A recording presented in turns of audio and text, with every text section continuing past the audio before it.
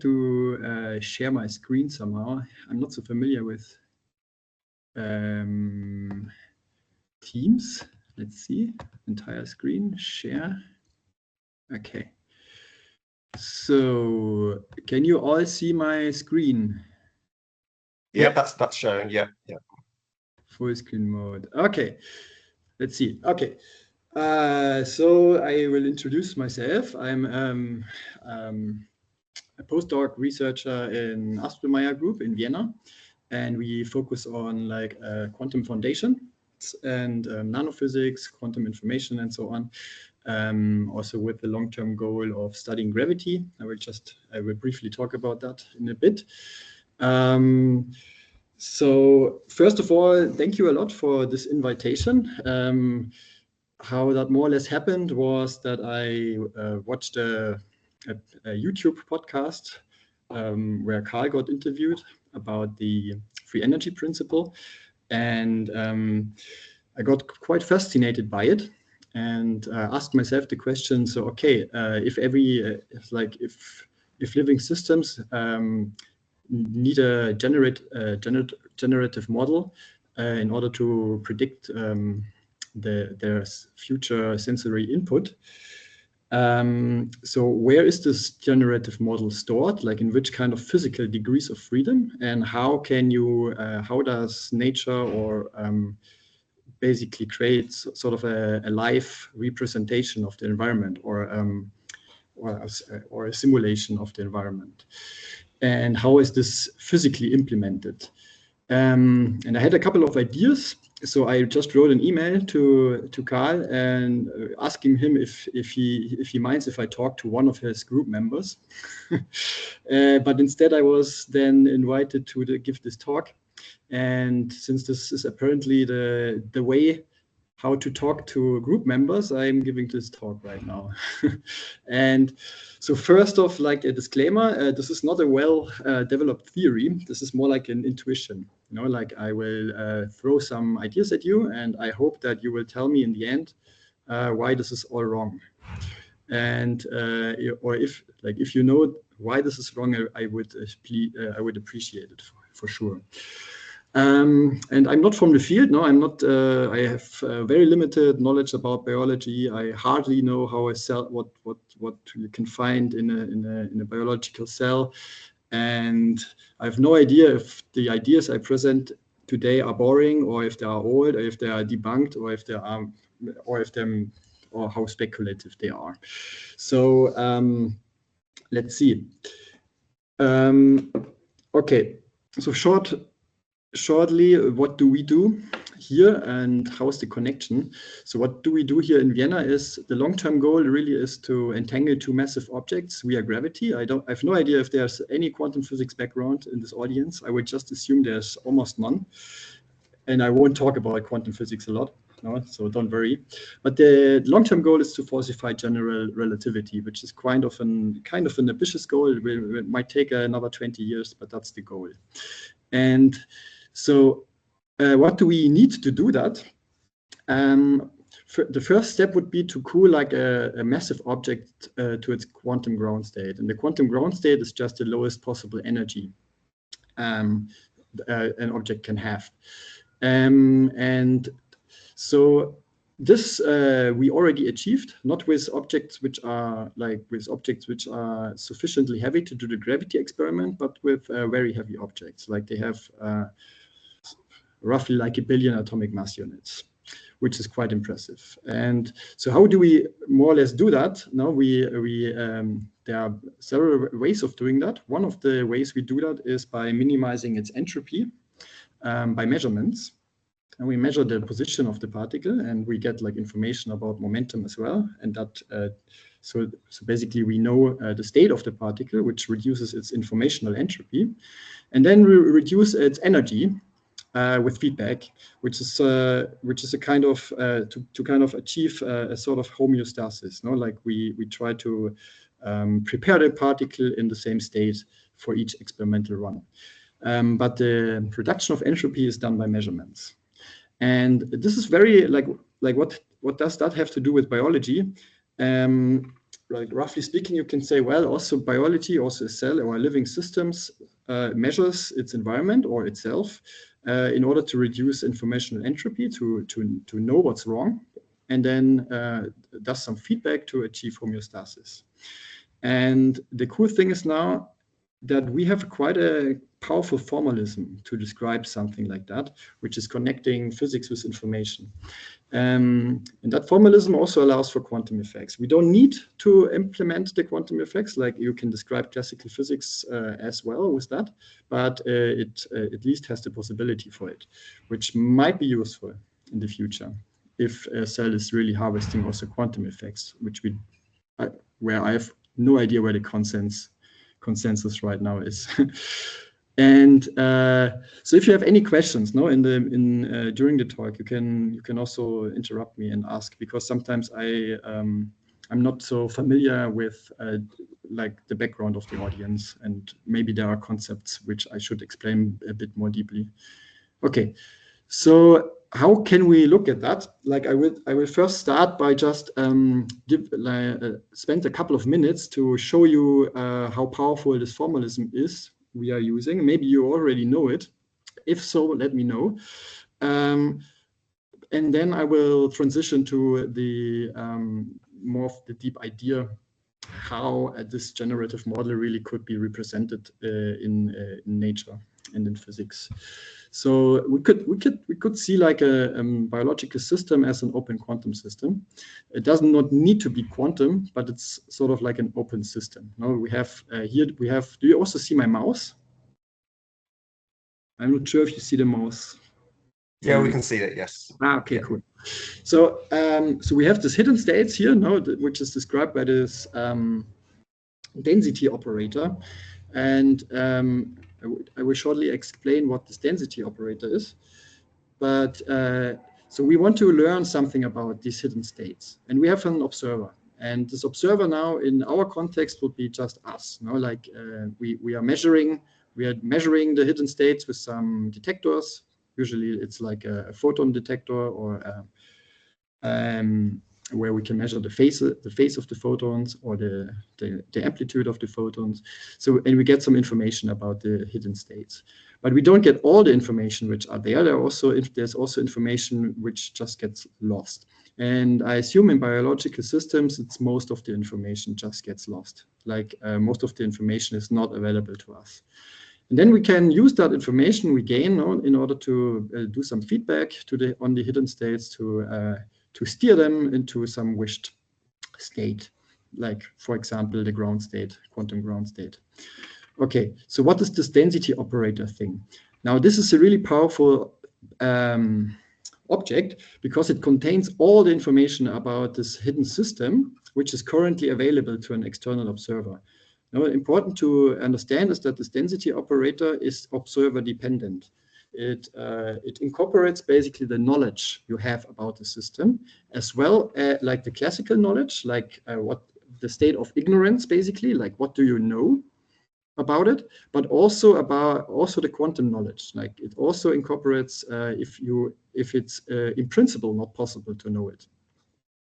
Like both things are in there, and it's quite an abstract object. So it's more abstract than a matrix because its space is independent. You can calculate matrix elements from this density operator, but you can choose your basis. No, that's very convenient because it's basically agnostic to your choice of basis.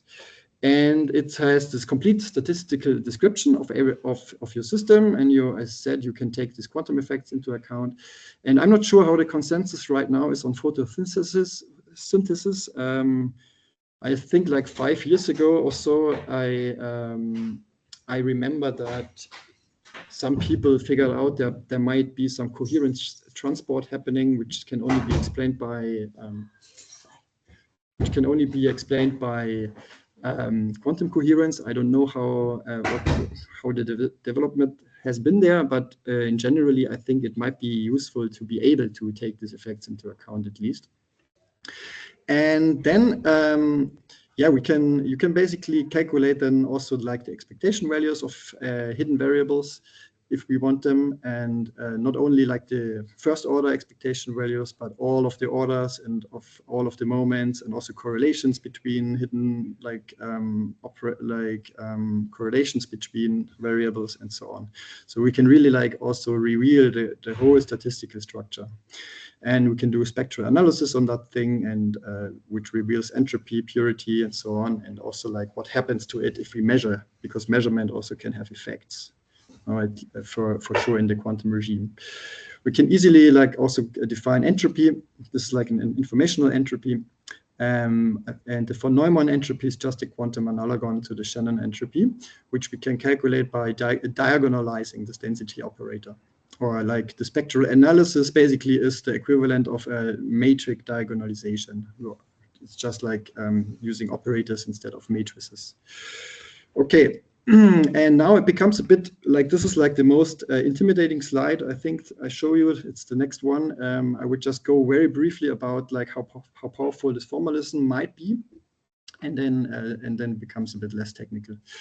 Okay, so now let's see this thing from the perspective of an observer. So we want to know, like, what does this observer really know about these hidden states? Like, what kind of information can it have? And here's a simple example. So we look at one-dimensional position measurement. Now we have some object and it has some position, and it evolves according to some physics. And how we can model that is with a master equation, and which we condition on a measurement record. Like in that measurement record, it's okay if it takes a while. It does not have to be immediate. We can integrate all the information also from the past and condition the whole equation on it. And so this is like the general form of this master equation, where we have here a change of this density operator, like an incremental change. Equals something which is describes the physics. Now, like this Hamiltonian, probably most of you know, this is just the sum of all energies. It describes like what is this thing physically made of, and how are things coupled to each other, and what degrees of freedom are there, and how they contribute to the total energy of it.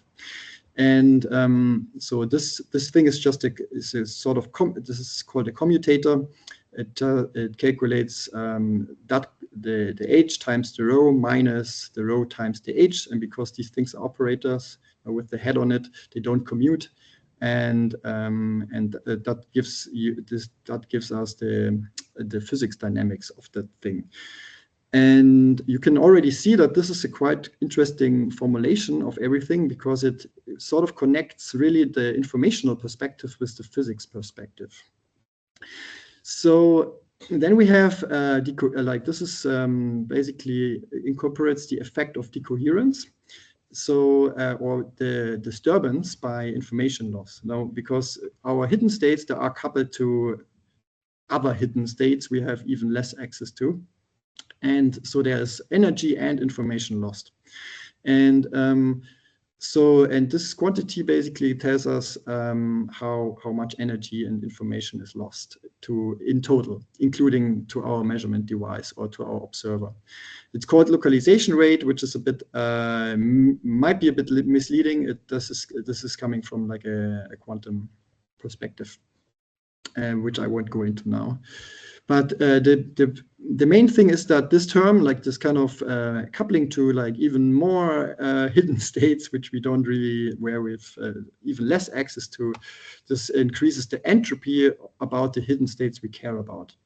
Because they exchange information and there's information lost, and so our ignorance grows with time. And then here we have this term is basically modeling what we learn about these hidden states. We have like here we have like this eta n here, which describes the fraction of information we gain divided by the total information, which is lost, or like the sum of lost information and gained information. Like this is gained information divided by lost plus gained information, basically. And in biological systems, I assume that this information efficiency is usually very small. Now, like most information is lost. But I'm not sure about photosynthesis because I read, I'm not sure if this is true anymore, also that some people believe that this information efficiency or quantum efficiency, which you can also call it, can be very, very close to 1 in some systems. But please, you can correct me in the end if that changed. Okay, so and then we update this conditional master equation, or this conditional state, by a term which is proportional to the surprise. The surprise is sort of the same surprise we know from. It's basically the difference between what we measure and what we expect to measure. I will go into this in a bit. But the important thing here is that this term reduces entropy. Now so we have like knowledge, the gained information we get, it is reducing entropy, and then the coupling to very far, like degrees of freedom, which are very far away, where we have no idea about, those increase entropy. And so there will be some sort of steady state entropy. Now, like we reduce entropy and we increase entropy, and there's some entropy where it converges to. So with that kind of equation, you can model systems where entropy stays constant. And it stays constant because we gain information. So this surprise thing now is the change in surprise, which is basically the change of, or the actual signal, the change of the actual signal, minus the prediction of that signal. And because this is like an example of a one-dimensional position measurement, this is the prediction of the signal, and we measure position. This prediction of the signal is sort of proportional to the expectation value of the position of our object. This is this brackets just mean this is an expectation value. And we can calculate all expectation values from this equation and also the time dynamics, but just taking the trace of, like we take any operator we are interested in or any variable we're interested in, multiply this whole equation with it, and then take the trace. And that gives us, this will give us equations of motion, which we can solve, and they give us then the time dependence of different moments. And in this case, for example, which is interesting, is that the covariance matrix of all the observables we have turns out to be deterministic. Because this equation basically models the statistical properties of our hidden states. And so only the first moments, they basically they experience some sort of randomness. Like this surprise term is usually usually random, because we have some randomness in like if we simulate one trajectory, for example, this is usually simulated by a random process. Okay, but if we look at the covariance matrix, then this random processes just cancel out. So we can really learn about the statistical properties of probability distributions over any set of correlations and variables. Now we can also get equations of motions for all kinds of combinations of variables. In other words, of correlations. Okay, so we can also, I don't know if you are familiar with retrodiction and prediction. Now we can do prediction, which is like very similar to a Kalman filter in control theory, but we can also do retrodiction. With the same signal we measure. Retrodiction means that we have some measurement record and we want to infer some property of a variable in the past, and we want to use all the data we got like from the last whatever couple of seconds or milliseconds, or how long your measurement trace or measurement record you are caring about will be. That's all up to our choice. Okay, this is just a rough overview, and let me see if I forgot something. Yeah, no, it's good. Okay, so now let's zoom out a bit. Because Here we look basically at the hidden states from the perspective of an observer. But now we want to also model the observer. Because that's for living systems, I would assume that the living system is the observer. And so we now zoom out and try to model also the observer, because I want to understand where in the observer and where in the physics this generative model, which the free energy principle, which is so kind of, as far as I understood, the consequence of the free energy principle, where's this generative model stored, and how does it act, and how does it have causal power, and so on. Okay, so we can write everything in this framework, which I just introduced, in this kind of density operator framework, where we have this hidden states, which is the density operator with subscript H. We have the blanket states, the Markov blanket states, which describe sensory and action, which is density operator with the subscript B. And we have the internal states of the observer now, which is density matrix with subscript I.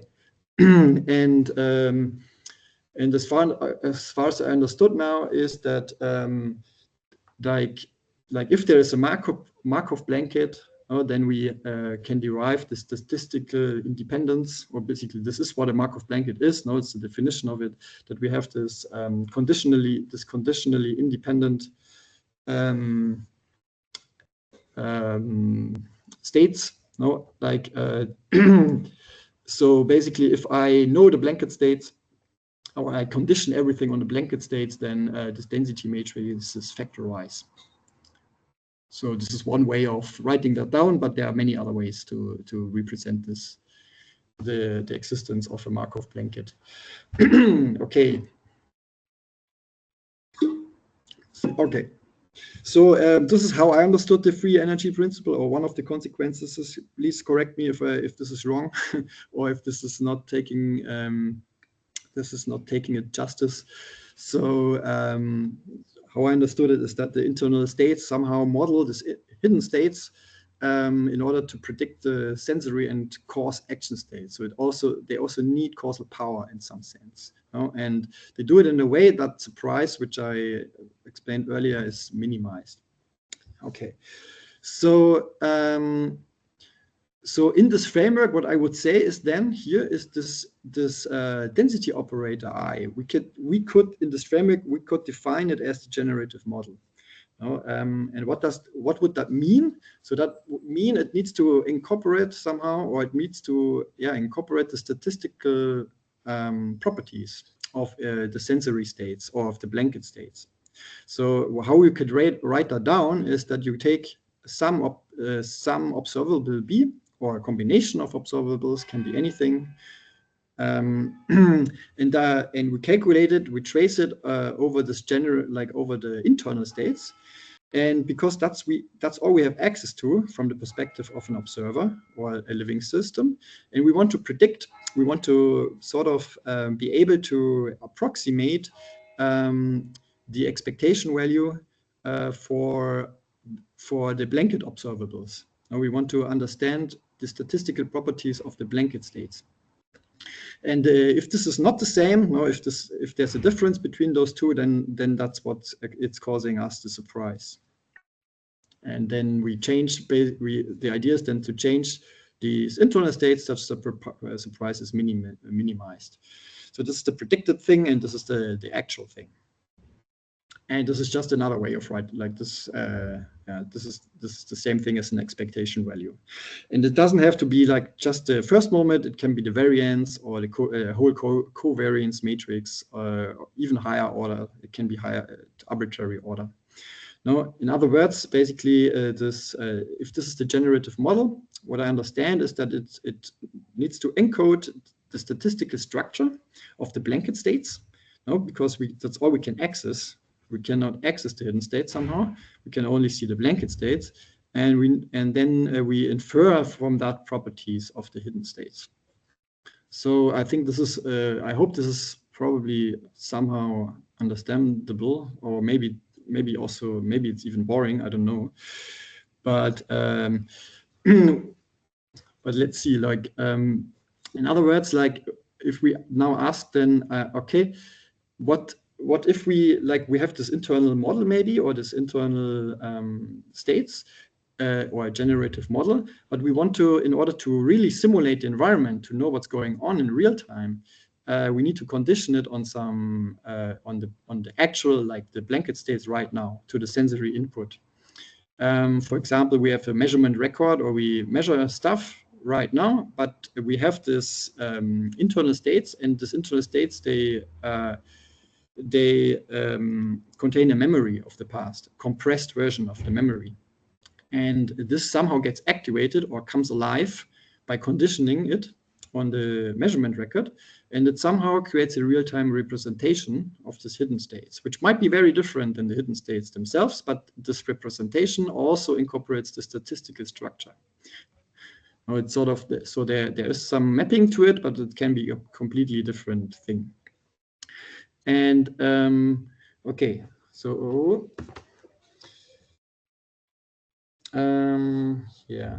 So, and it might even be like, so it's not really a real, maybe not even just a real-time representation, but it's also a slight prediction. So it's sort of, it can be one step ahead, because this equations of motions or so and so on, I showed you, it's you can use them to make a prediction, very similar to a Kalman filter. Okay, so the questions now, which I want to answer, is where and how is this generative model encoded? Now, where is it if I look into the cell or it's some biological system? And so at which degrees of freedom is it stored? So, and how exactly does it analyze, compress, and represent the statistical structure of the blanket states? Now, where is it? Like, how does it do it, and what computation does it do? And how is it that you can really condition it on sensory input in real time? Like, how does this representation of the environment come alive while minimizing surprise at the same time? And now I will try to give you an answer to this question, to each of these questions. A possible answer, which and maybe even multiple possible answers. And I would like to know from you guys which of those make no sense, and maybe there are some of them which might make sense, and then I would be really happy. Okay. So the thing is that, which I already mentioned, now that must somehow exist physically in the cell or its membrane, and it must have some causal power, because if it just exists, then it doesn't, it's just a phenomenological thing. It doesn't have any causes, but it needs to be acting. Okay, so but I just told you before that this object is an abstract operator. No, that doesn't exist really in nature. Nature needs to choose degrees of freedom to encode its matrix elements. No, and it needs to choose a basis. And this choice of basis, turns out, is already like a computation. Now, if you change the basis of a matrix, then that requires a computer, or this requires some kind of computations. And so depending on how we represent this matrix, you can represent it in a very convenient way, or in very inconvenient ways, or in ways where you can compress it, and ways where you can't compress it. So let's see, like it, and we will come back to this in a moment. But first of all, I would like to kind of look from a big picture of a single cell, and see like what kind of mechanisms, like what kind of degrees of freedom do we have, more or less, and which one I would like to focus on in this talk. So they don't have to be exactly this degrees of freedom, but I will just give you this example, and then we can talk also about like variations of that. So sort of what we can see, from a high level perspective, there's some stuff. No, there are atoms, there are molecules, and they have like electrons, and they have protons. They have some polarizability. They are dipoles. They may be charged. So they are electromagnetically active. They create electromagnetic fields, or one electromagnetic field. And it does that via the Maxwell equations. And then this electromagnetic field, it acts back on the stuff.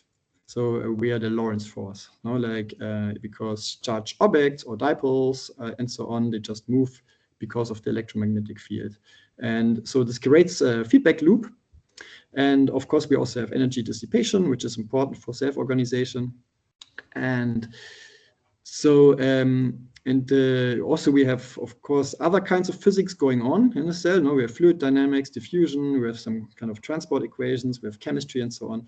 But I will try to focus now only on this part because I want to show that this is already enough to create an information processing system, which can really like store and process information and self-organize, but just minimizing its like Helmholtz-free energy.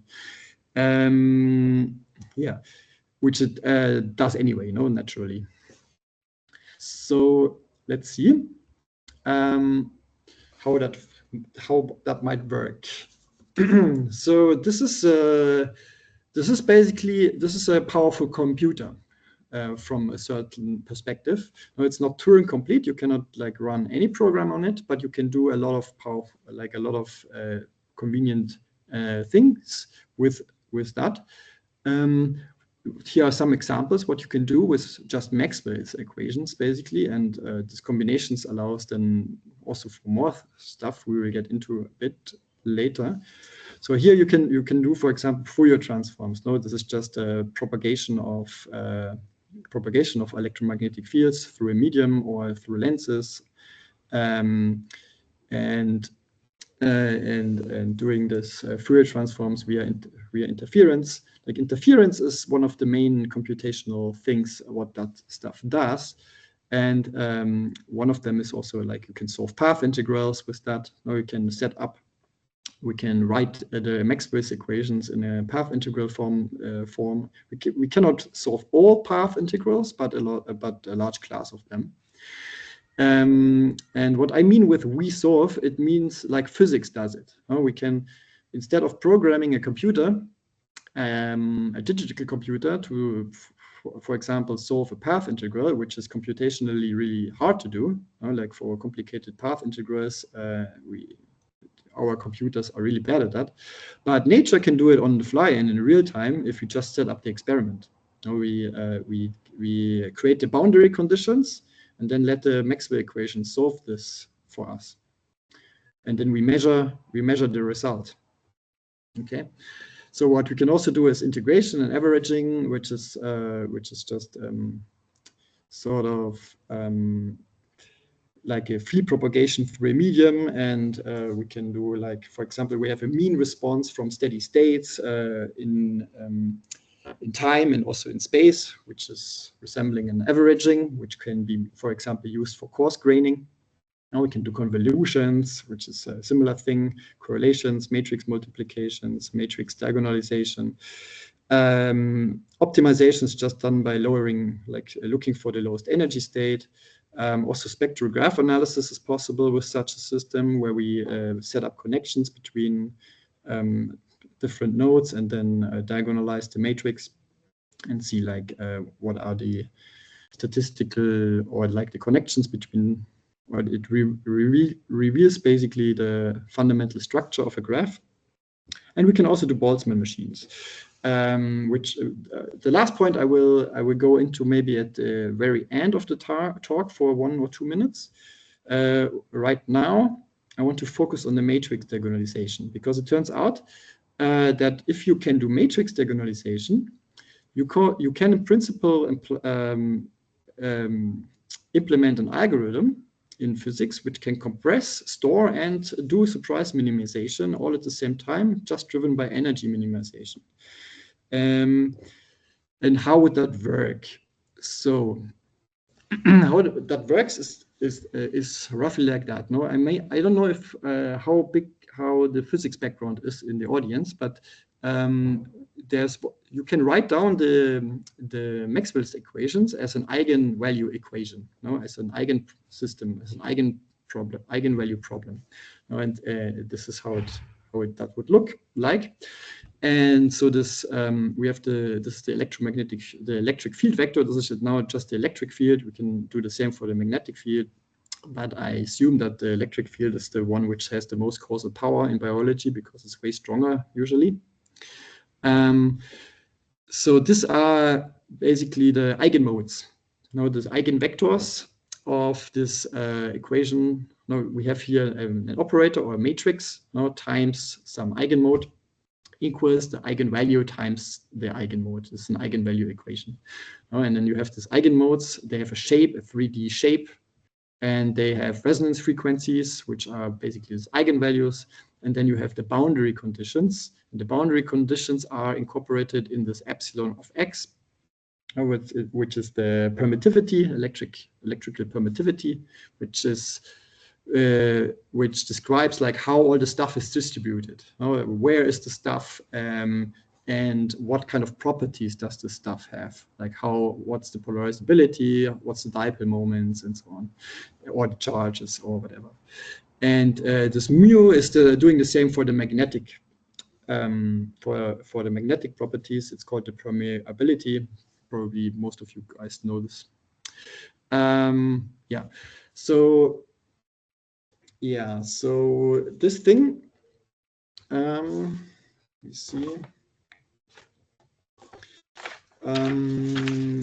So this thing has, of course, these resonance frequencies, and and those resonance frequencies, in general, they are complex. No, they are not just real numbers. They have an imaginary part, which is giving us the line width. And that comes from coupling to stuff we have to ignore now, like because this is not a closed system, is somehow connected to degrees of freedom we cannot model. So this is they have basically also a line width, and we can like the best analogous thing is sort of like a musical instrument. No, like if you have like a musical instrument, then you also have your resonance frequencies, which are the notes you can play in this musical instrument, and then you have like resonant eigenmodes, which are basically the shapes of the standing waves, which are then excited in the musical instrument if you play a note. Now that's where the amplitude then the acoustic amplitude is oscillating most. And the same you can have with electromagnetic fields. And this epsilon of x can be nonlinear.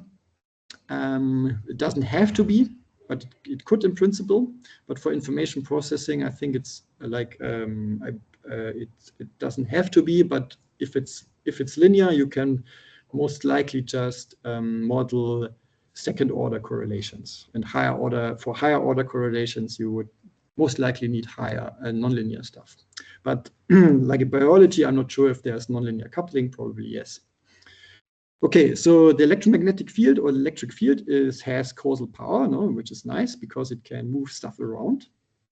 And what is very important is that these eigenmodes, they are coherent. They are so-called coherent states.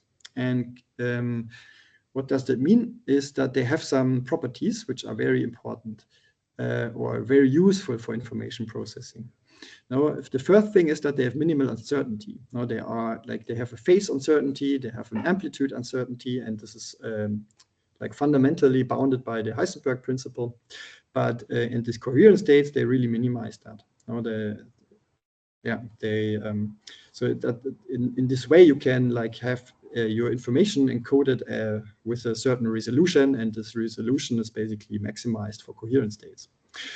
And they have minimal energy loss. They transport energy very efficiently. They can also they're very robust. What that means basically, like this equation, what that means is, this comes from quantum physics, but you can also like apply this to classical physics. What that means is like if you have this coherent state, which you can write down as this ket state where you have this alpha inside, and and this R with this head on it is called an annihilation operator, and this annihilates, like it destroys one photon. And the interesting properties of this coherent state is that if we destroy one photon, we just get the same state back. It's sort of robust against losing photons.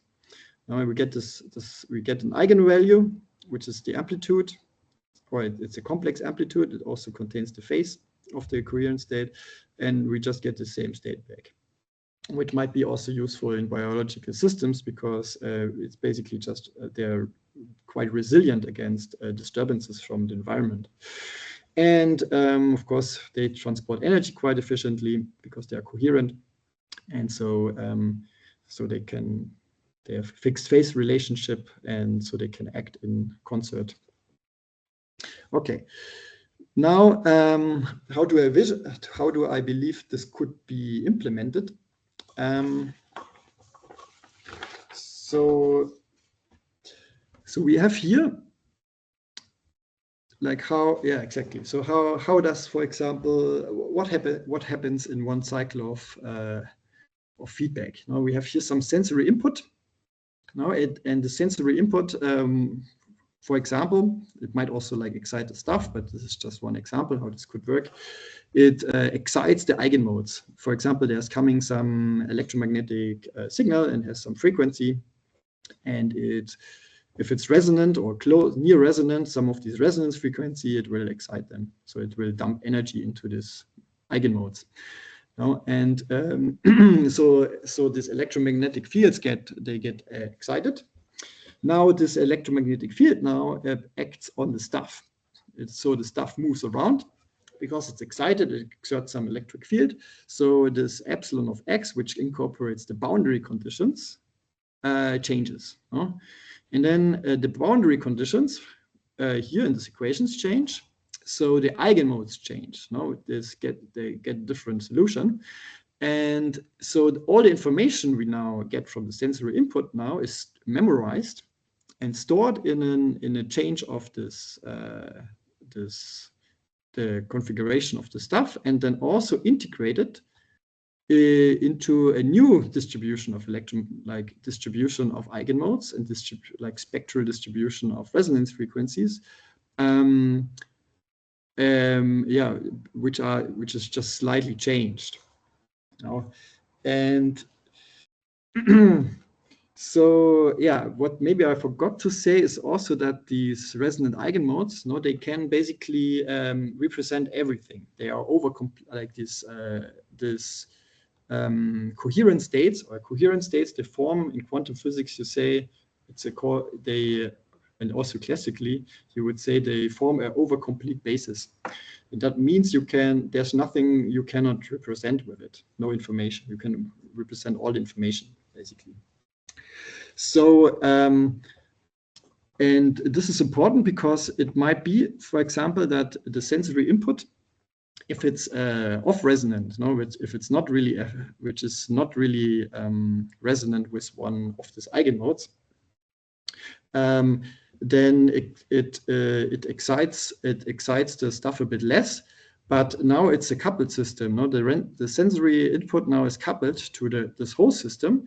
And what usually happens in such complex coupled systems is that different modes start to synchronize. Now they start to the resonance frequencies, they try to match more. Like maybe you know this from the example of like coupled metronomes and so on. They like if you start with coupled metronomes and they are out of phase and maybe have slightly different resonance frequencies, after a while they start to synchronize. So in a way, and that just happens by energy minimization. That just happens driven by physics. So in other way, what you could say is that the sensory input might, it's basically exciting this electromagnetic field, and the stuff, like in this combination of all, like this affects the stuff, and this affects then again the modes and so on, and it will change it will change the mode in a way that it becomes more resonant with the sensory input, and it basically tries to dissipate the energy. It tries to get all the energy, and this is we could interpret this as minimizing surprise. It tries to change the internal states, the internal model, or this kind of physical structure in a way that it becomes more resonant with information or with any kind of sensory input. And I hope this is becoming a bit more clear now. or in the next couple of minutes, if that's too confusing. So what we could say maybe is that this is a sort of real-time kernel principal component algorithm. So these eigenmodes, they represent in this framework the principal components. You're probably familiar with principal component analysis, and the kernel principal component analysis is basically a way of representing also nonlinear features. Like we can also, for now, we can also ignore this kernel. I'm not really sure if we need it, but kernel PCA is quite powerful to reveal like the statistical structure of anything. And so in some sense, what happens, or what I propose here, is that we basically we take this density operator of the internal states and we represent it physically in the basis of its own principal components. And that automatically reveals the informational structure, or the statistical structure of the sensory input. And it projects all the information along its principal components. And so in this way, like all the information from the past, which is somehow like remembered in the structure and in the eigenfrequencies and also in the shape of the principal components. And it's also compressed in a way, because you can just ignore, for example, whatever, you just take the first 10,000 eigenvalues or eigenmodes and ignore the rest. Because the first eigenmode with the largest resonance frequency in the principal component analysis is the one which contains the most information. And then with descending eigenvalues, they get less and less important, and at some point you cannot even resolve, because they have uncertainty. These states have uncertainty, and they have a line width. Like at some point, they just average out. So in some sense, you can say like that this algorithm, at the same time is remembering the sensory input, it's compressing it, and it's also making it more coherent with the sensory input. So it's minimizing surprise this way. And so where's this generative model then stored? Now, like in this framework, what I would propose then is that it could be stored in the arrangement of all the stuff, or in the electromagnetic properties. But it's sort of the structure, the statistical structure is stored there, and then it gets excited by the actual sensory input right now. So basically, then it comes alive. It generates a sort of simulation of a real-time simulation of the environment in this way, which is then in the electromagnetic field. And the electromagnetic field then has also a causal power. So the simulation itself changes the generative model. Like with each, well, I don't know if that thing has experience or not, doesn't even matter, but the existence of the simulation now acts back on the generative model in order to improve it. So this is so in a way, and what is also interesting about this perspective is that basically the experience of the world is coherent in that way. In an electromagnetic sense, because it's represented by coherent states, but also in an informational sense, because you cannot really have contradictions in there. So in other words, for example, one way to imagine this is that interference can handle contradictions quite well.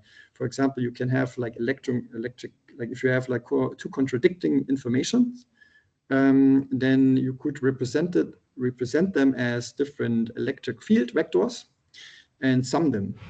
And that's what's happening in these coherent states. And then, for example, they just average out, and then the result, like if you have like two completely contradicting information, you just add the electromagnetic field vectors, and then you have nothing. So it's basically two exactly contradicting information just cancel out.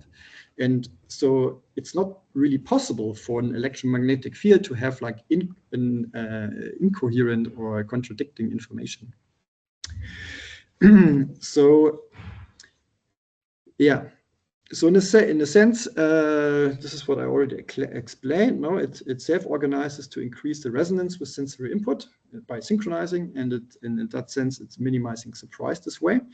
And of course, what you can do is you can also synchronize multiple models into one whole, and have this nested structure, which can be useful if you want to, if you are interested in looking at a generative model of multiple cells, or if they should act as a whole, you could just model that as a bunch of coupled resonators, and then they form the whole structure of this coupled resonators. They form new eigenmodes, and they have like a whole density operator which is representing all the information, and then it can integrate information as a whole, and you can like have this nested structure of like different like a sort of hierarchy, and you can imagine that maybe as a matrix where you have smaller matrices on the diagonal, which reveal basically the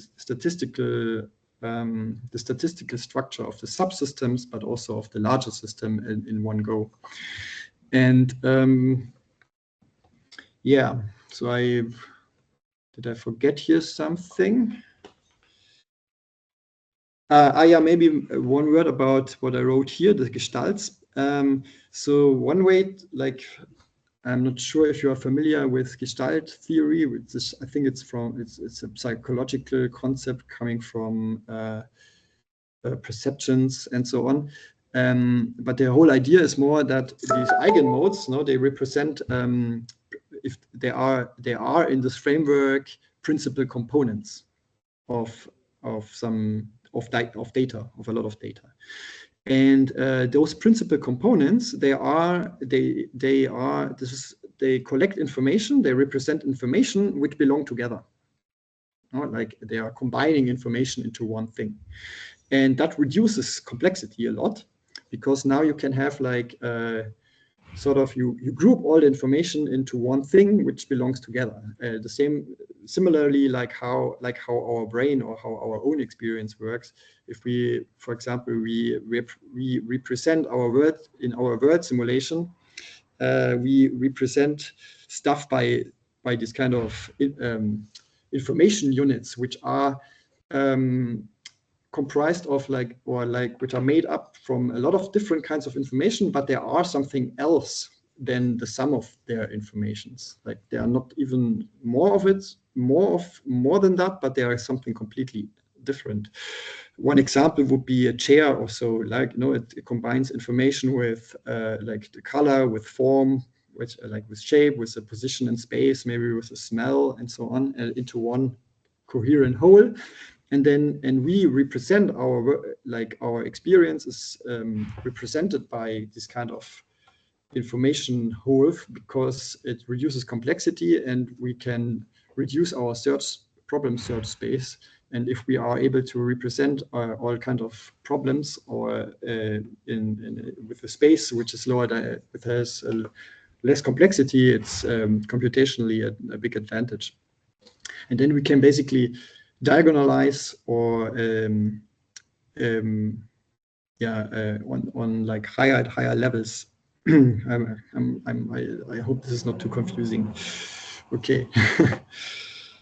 Okay, what did I want to say? So this is basically the end, this is the intuition behind it. And so I have some questions. First of all, is this total bullshit? If so, why? If is this new old boring interesting? I have no idea.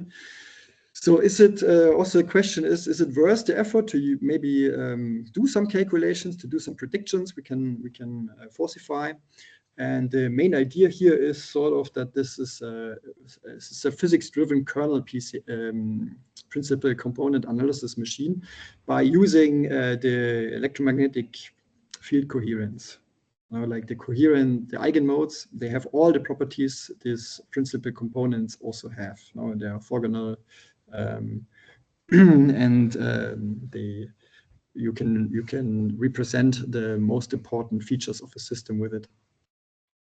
So, and of course, there are some other questions I also have how I came to this, how this topic is like, did intelligence somehow emerge way before the first cell formed? And I sort of believe yes, because how the hell can such a complicated self be formed before Darwinian evolution kicks in? And then I don't know, like, can we maybe say that intelligence somehow emerged when matter started using physics to process information? Please kill me on that one. And then maybe 2 or 3 just words about Boltzmann machines. Now, this is a completely different idea. I just want to throw it at you. If somebody thought about it before, probably somebody has, but I have no idea how to debunk it. But because as far as I learned, there's an OH minus concentration inside a cell, close to the cell membrane, and outside of the cell there are the protons, somehow protons floating around, and so the thing is that these OH minus ions, they are fermions. Fermions are they have spin 1/2, and they obey a specific statistic. It's called the Fermi-Dirac statistic. And this equation means like the average or the expectation value of the occupation of one energy level. Now you can calculate it with that formula. And here you have the energy of that energy level minus the chemical potential divided by Boltzmann constant times temperature. And the interesting thing is that this is exactly the same as the probability that one side is on in a Boltzmann machine. That it's basically the same formula. You have the difference of energy in that cell, which is sort of like resembling the combination of the energy minus the chemical potential. And then and so it seems like that in the Fermi-Dirac statistics of fermions, you could basically create a self-organizing Boltzmann machine which learns the probability distribution of its environment by itself, by just minimizing energy. Or there are also another way to create a Boltzmann machine, which is you would take this electromagnetic field eigenmodes. I just tried to lay out and add some coupling, and they are already coupling via, for example, it could be a nonlinear coupling, could also couple via the finite line width and so on. And also that can create the Hamiltonian for a self-organizing Boltzmann machine. So, which is also one possibility how to implement a generative model into the substrate and optimize it and minimize surprise driven by physics. So here, thanks for your attention, and please let me know what you think about it. So I come to an end here. Thanks. That's great, Lukas. Thank you very much. So if we can start, if everyone can unmute and give Lukas a round of applause.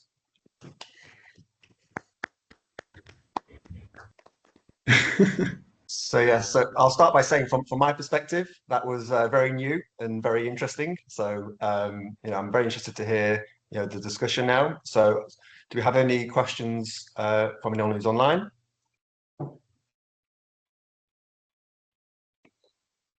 I can get started whilst people think of their question. Okay, I can see we've got one by Peter. I mean, just some thoughts. So we'll see if that's any interest or not. But thanks for the presentation, Lukas. This is exciting.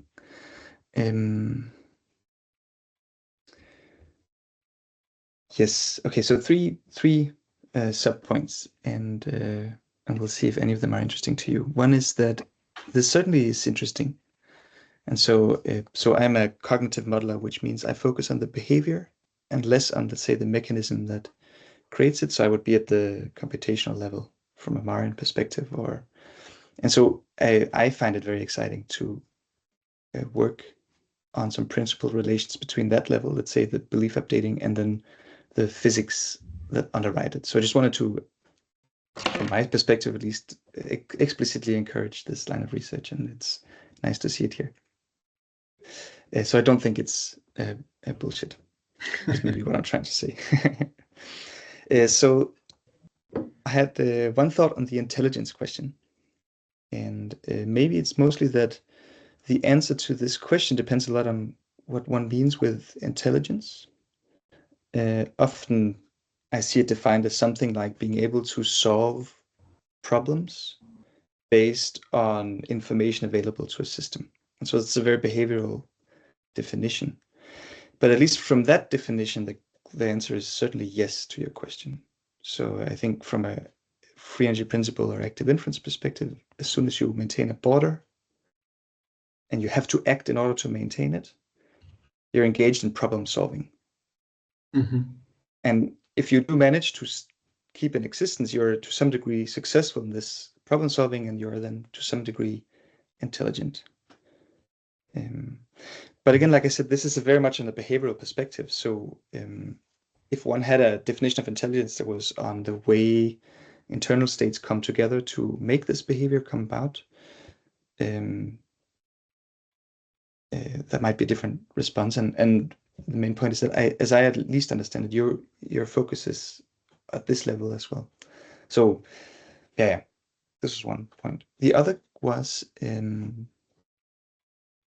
that I just had the thought that a PCA is of course not, I think, normally conceptualized as kind of a Bayesian inference over a generative model, but it must be reconceptualizable as such. And the reason I bring this up is, of course, that I'm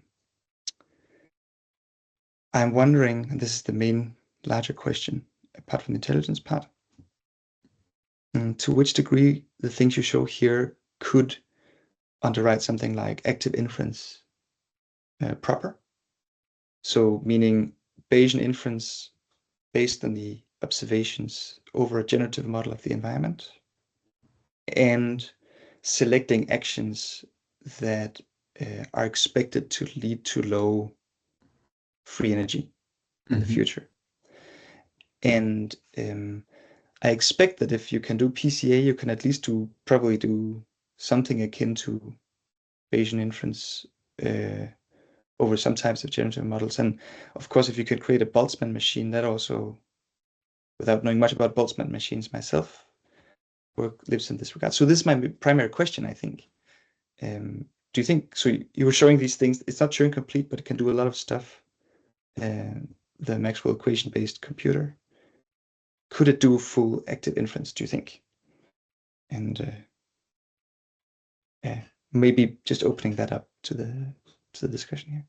I hope any of that was intelligible and somewhat useful. In any case, it was a nice presentation.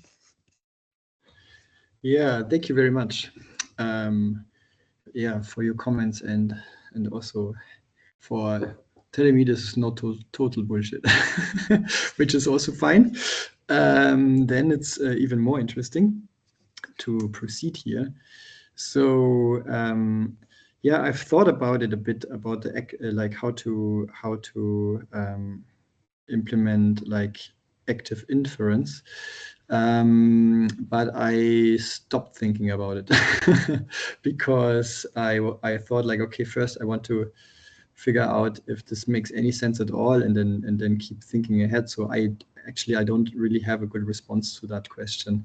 Like what I could imagine is that it's just like, because what I could imagine is, yeah, exactly, is that this minimization of surprise also, like by, for example, like increasing the resonance of with the sensory input, it can, like, okay, maybe I explain it differently.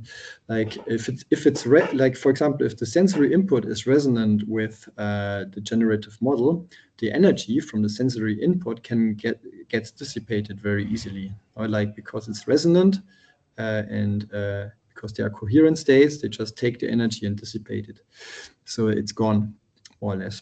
But if it's off resonant, no, the energy is not dissipated so easily. It's sort of building up in the system, and that energy could in principle also be used to like do something. And so in some sense you could also quantify this energy buildup as accumulation of prediction errors somehow. And of course, like this buildup of energy could in principle drive action, and also like the generative model itself in form of the electromagnetic field, like if it's integrated coherently into one whole, it also has the causal power in order to change physics and to do something. But I'm not sure if, like, how exactly now we can compute what action to do in order to whatever, minimize free energy or to resist the second law of thermodynamics. Maybe someone else has an idea. And I mean, it's completely okay to not have this all solved beforehand. That was pretty. I mean, maybe just from my perspective as a cognitive modeler using active inference, that to some degree would be the final goal or something like this. And certainly exciting if you can interpret this buildup of energy, for example, as prediction error buildup. Like in a sense. So I work with human participants, and so I'm preoccupied with the brain, but to some degree you're modeling an electromagnetic alternative to a brain for guiding behavior in this context, right? And so that I find very exciting, and I think many people would find exciting. Okay. Yeah. Cool. Okay, thank you again. Thank you too. Yeah, so I think I've got kind of similar questions in a similar ballpark. So something I was wondering, so I have very little background in quantum physics, or none at all. So these may be kind of nonsense questions. But what I was wondering was kind of what are the magnitude of the fluctuations in such a system, and by having a generative model, can that facilitate overcoming those sorts of fluctuations? Is there any sort of role for a kind of active inference generative model formulation to kind of overcome the noise in such a system? Yeah, I mean, like these the coherent states are quite resilient against noise. Like they are quite robust against whatever, like, disappearing photons, and also against any other kinds of noise. So in another sense, even you could see this from from a perspective where the noise can be used in order to optimize the generative model. So because noise energizes, noise excites the eigenmodes of the system, and as sensory input does. Sensory input does it more, maybe with a greater amplitude, but noise also excites it a little bit.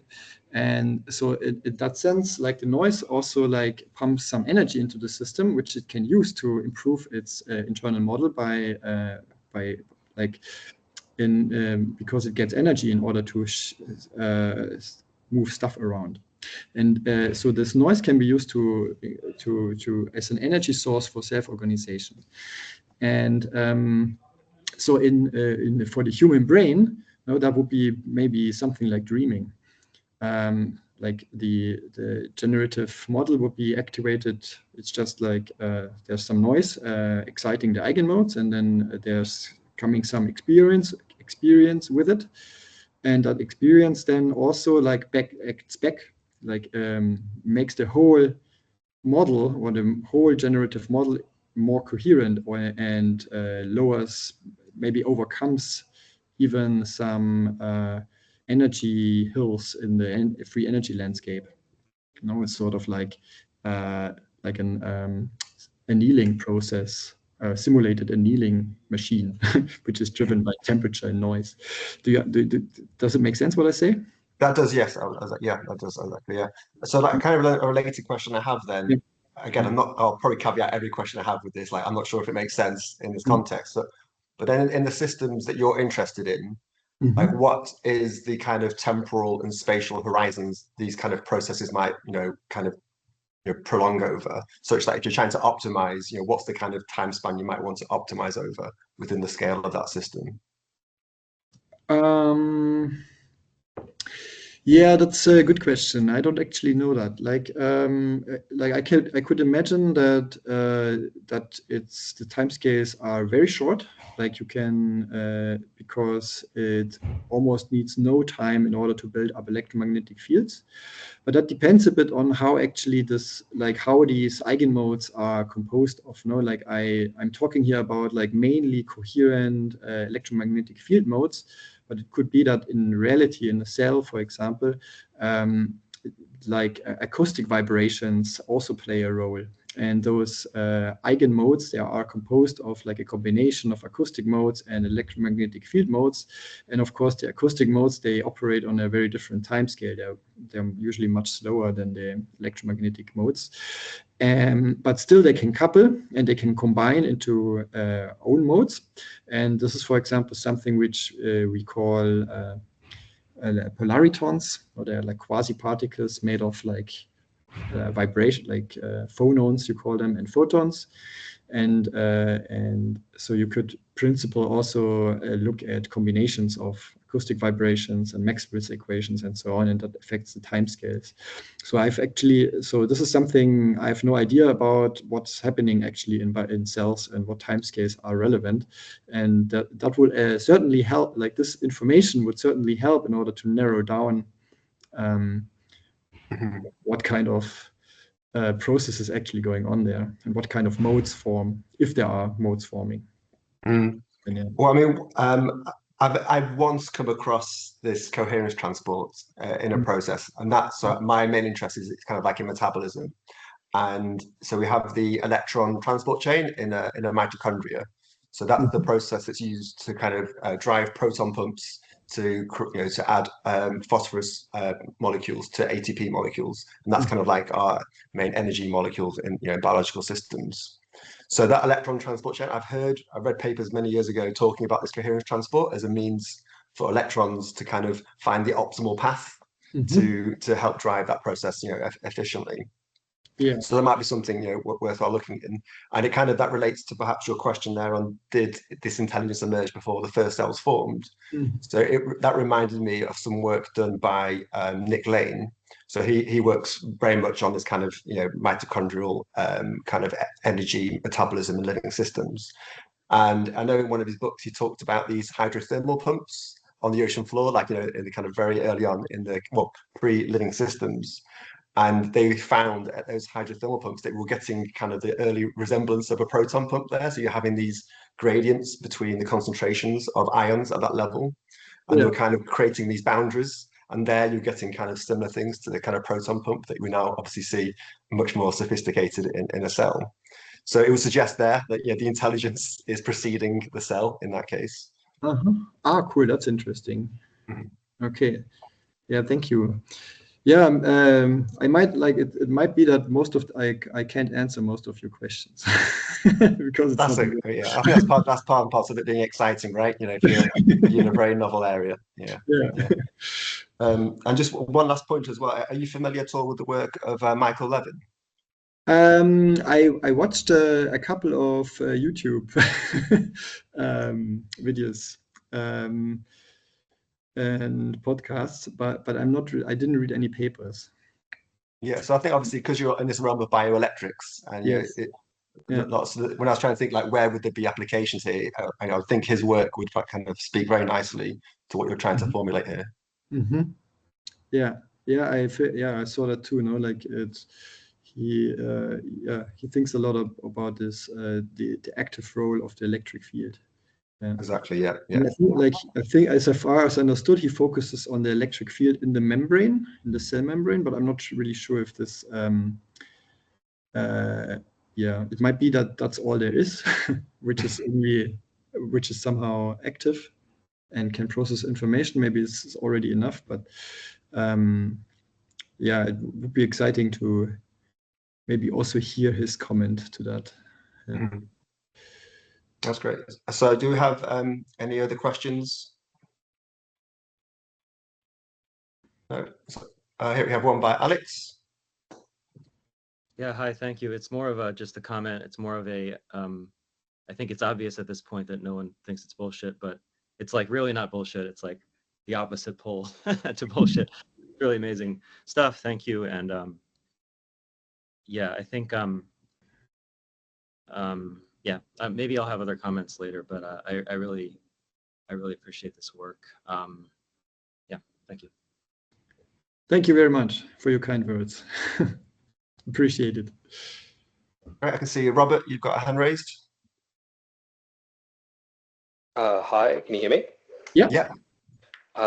Yeah, it's less of a question because I'm not sure myself, but just a few things that kind of resonated, no pun intended, with something that you said was exactly when you were talking about resonance. And I work with BCIs, and one of the stimuli that we use are things like alternating flashing lights, and you can see that appear in the brain, that same frequency of flashing appear in the brain. And I kind of started to think about how active inference could be, the free energy principle could explain that process. But then also this idea of using the brain as like a reservoir that sort of takes in information, because there's been quite a lot of work in the idea of physical reservoirs, where like organoids and brain structures can be considered that, but also types of electrical circuits.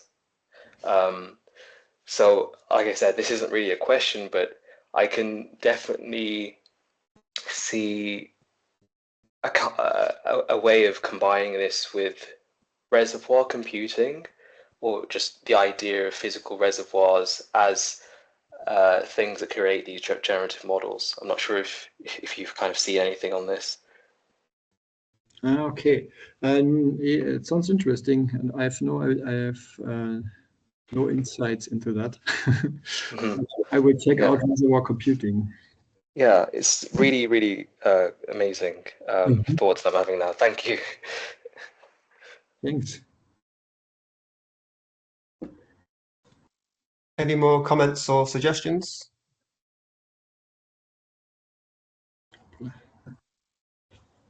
Carl, would you like to make some comments? Yes, I would. I thought you might. Okay. Well, although a lot of important comments have already been made, yeah, just to Lukas, for your benefit, Peter, the first person who started asking you, has been briefed to look at the potential of quantum computation in population voting by the European Union. So there may be an opportunity for further discussion in the future. And the connection with Michael Levin's work, I think, is also very interesting, as is that last notion connection with BCI and formulations of generalized synchrony. Just before I forget, reservoir computing comes along in different flavors. So if you don't know about this, you should spend at least half an hour Googling it. But you'll also find it coming under, or that style of computation coming under the heading of echo state machines or liquid computing. So these are all reservoir computing, echo state machines, and reservoir computing or liquid computation all have the same flavor. There's quite a large literature on that, especially in theoretical neurobiology, which you may find particularly attractive. But yeah, so my job. So I I did do quantum physics at the Cavendish as a young man, but I'm afraid I've forgotten it all. What I've done is, while you've been talking, is pick out our work effectively, or work of people, of our collaborators, that speak to a lot of the ideas and conclusions that you covered. But all of this stuff is really in the classical domain.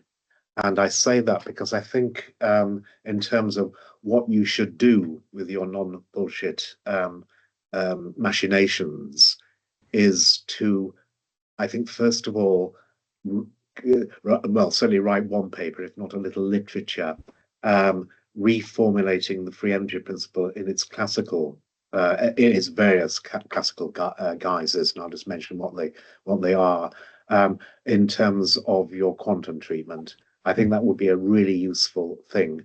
Now, there have been some moves in that direction by a collaborator of Chris Fields called, sorry, a Mike Levin called Chris Fields, but he takes a somewhat abstract quantum information theoretic approach without getting into the weeds in the way that you did.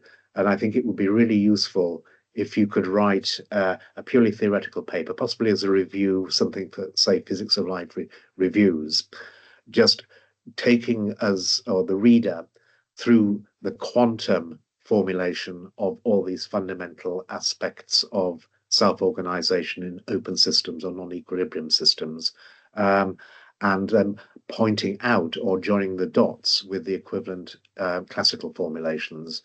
That, I think, would be really useful from the point of view of those people who have been working almost exclusively, with the exception of Chris Fields, in the classical space. And I should say, in the classical space, there's it's quite a mature field, and lots of the issues that you mentioned, there is a small literature on already, and I would use that as a validation of your quantum theoretic formulation. So joining the dots would be, I think, the first thing that you would do to provide a thesaurus that would allow people in your world to understand what's been happening in the theoretical biology, that it stays close to the physics, but it's 99% classical physics, or classical probability theory, or classical statistics, or information theory, depending upon your predilections. After that, I think you can then start to look at domains of application. So I'm cutting to the end of my summary now, just to sort of frame why I'm going to take you through a number of papers.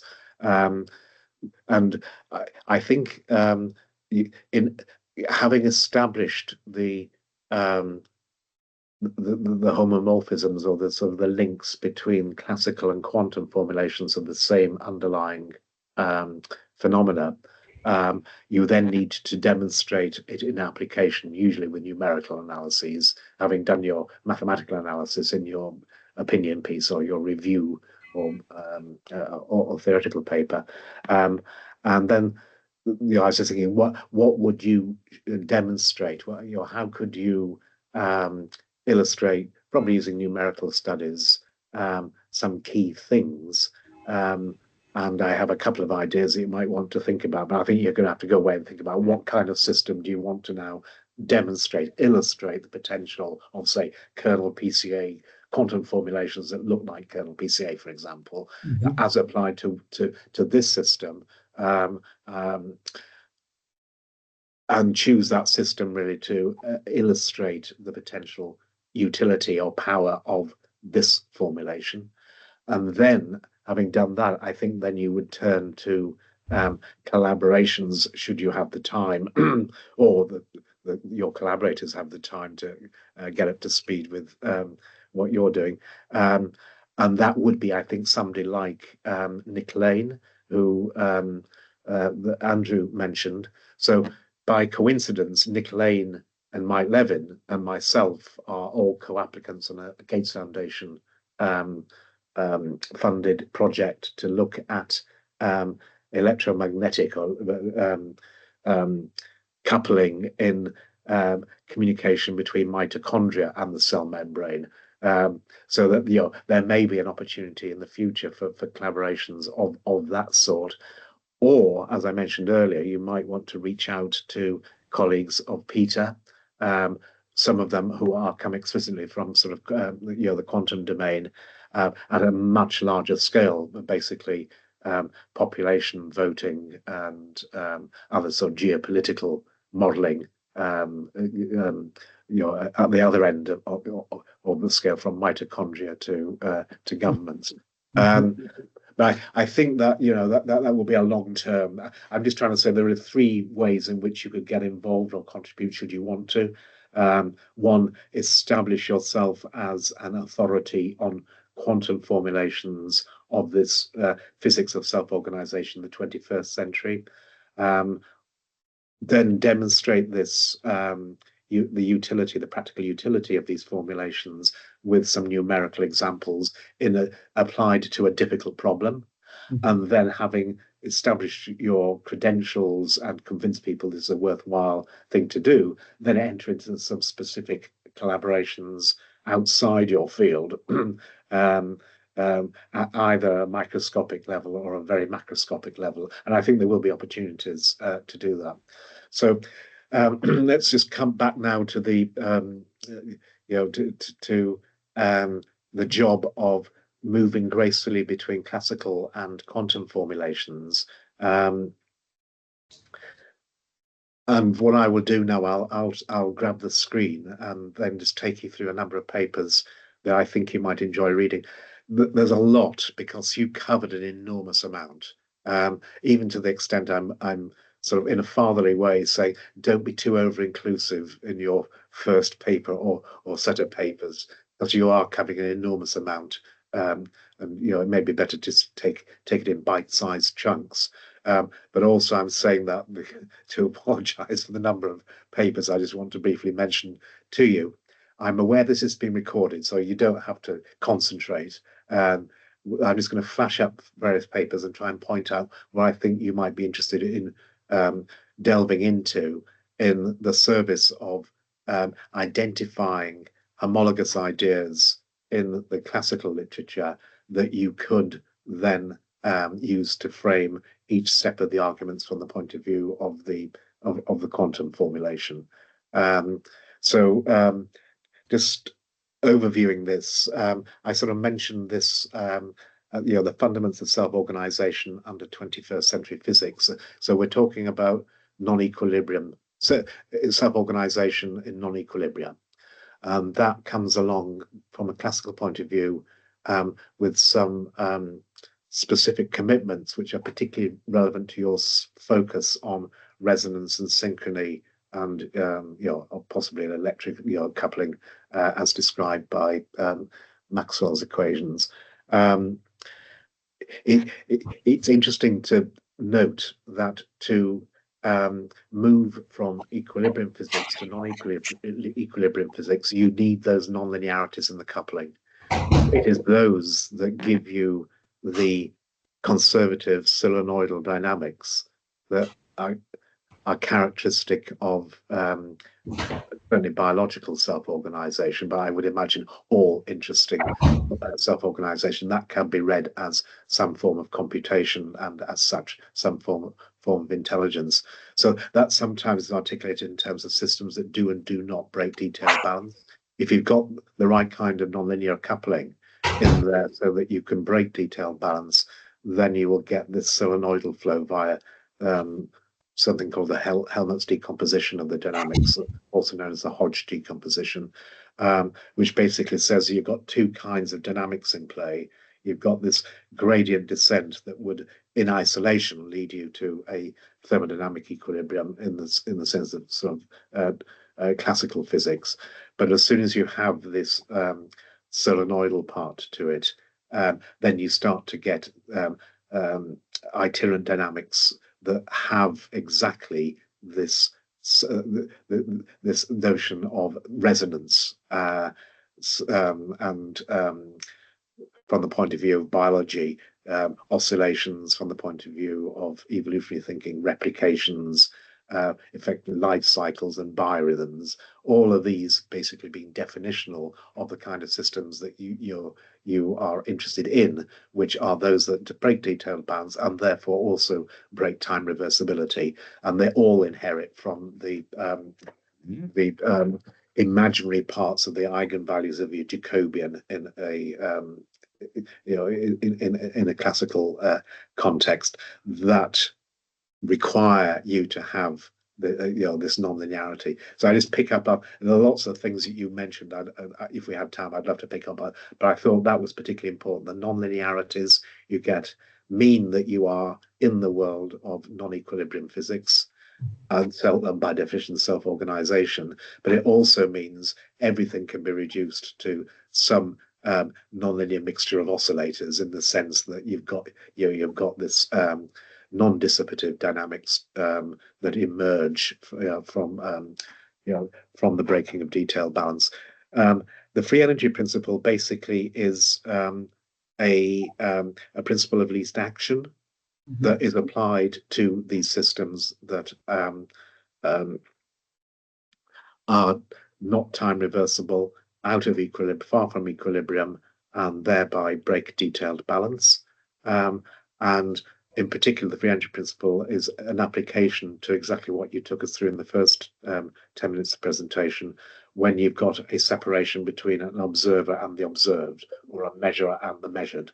And just having that separation means that you have to think carefully about the interface or the relationships between the two, formulated in my world in terms of a Markov blanket. You did it in terms of, I think, feedback and measurement.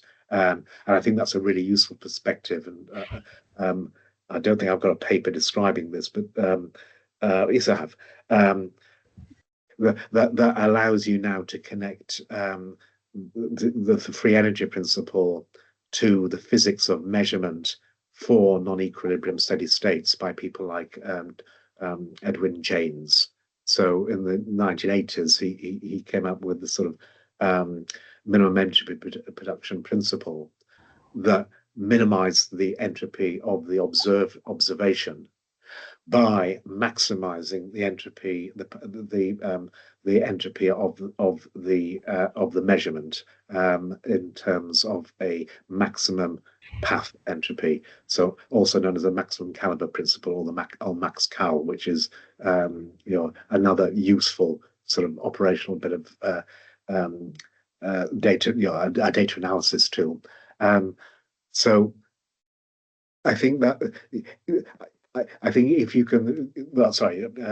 So the free energy principle is basically an application of well, it's essentially a principle of least action as applied to systems that you can separate the observer from the observed, and then everything else emerges from that. You can now interpret this with all the many teleological functionalist interpretations you were describing, but all of them are basically emergent properties of this principle of least action applied to these systems that can be separated. That is dual to the maximum caliber principle. So you could, with a few, with a little bit of poetic license, you can just switch out the free energy principle and put the max cal, the maximum maximum path entropy principle in play. And I think that's nice, because I may be wrong, but I imagine that most people in quantum physics are really thinking about things from the point of view of the measurement. And that duality between the free energy principle and the max cal, or maximum caliber principle, I think allows you to make that connection very gracefully, and then you can tell your story. Another perspective on this is that the influence of the observed on the observer is the measurement, and the influence of well, you talk about causal power, but one can imagine the causal power of the observer on the observed being the feedback, and that would be the action, or as you say, the sort of the control theoretic perspective of that. So I thought that was one potentially useful way of joining the dots for people who understand things from the point of view of the free energy principle and the Maxwell or maximum path entry principle, that may be an entree you can leverage to give the measurement perspective, and then thereby license the introduction of all the sort of the quantum operators. So if you, forgive me for this being a sort of stream of consciousness, but that's my job. You don't have to listen because it's all been recorded. So after you've had a good night's sleep and gone to a party or something, you can come back and let's go to it. Right, there we go. Right now, so where are we? Yeah. So I think you'd enjoy starting here. So this is the quantum information theoretic formulation of the free energy principle, written by Chris Fields, and I think you'd really enjoy reading some of his work. I'll give you another example of his work in a second that speaks to some of your observations. But just in terms of a small world observation, he's a good friend of Mike Levin. So they both inspire each other. They both have an encyclopedic knowledge with different biases, Mike being the sort of biotic self-organization, basal cognition, fundamental theories of how biological systems act intelligently with some kind of basal cognition. Chris Fields is more of a sort of pure physicist, always stays close to the physics, but also has an encyclopedic knowledge of biology from an evolutionary level right down to the to cell biology and below.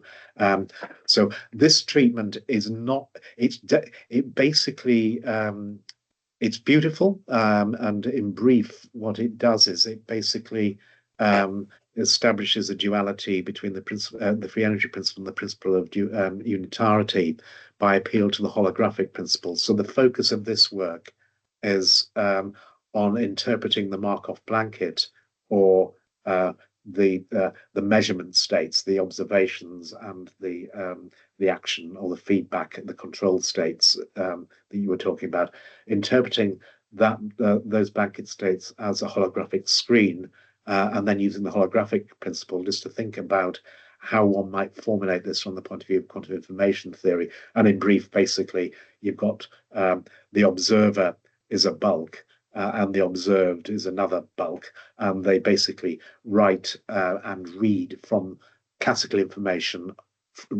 to and from the holographic screen. And he makes a big thing of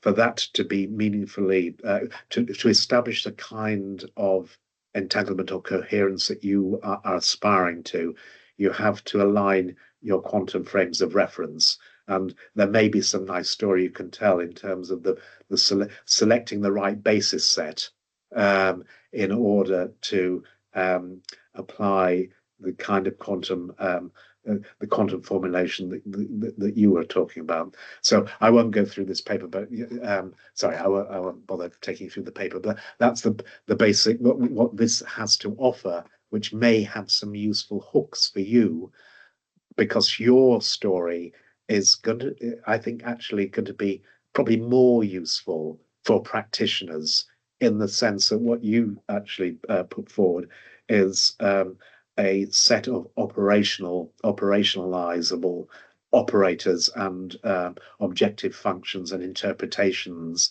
from the point of view of quantum physics per se, whereas this is much more an argument of the look and feel of quantum information theory from the sort of more abstract perspective of the holographic principle, emphasizing scale-free aspects of that, but it doesn't really worry about prescribing a computer program or numerical analyses. Whereas I think what you can do is actually join the dots in a way that somebody could actually go implement quantum operators or do some quantum computing in a way that is sympathetic to or inherits from for example, the free energy principle or active inference.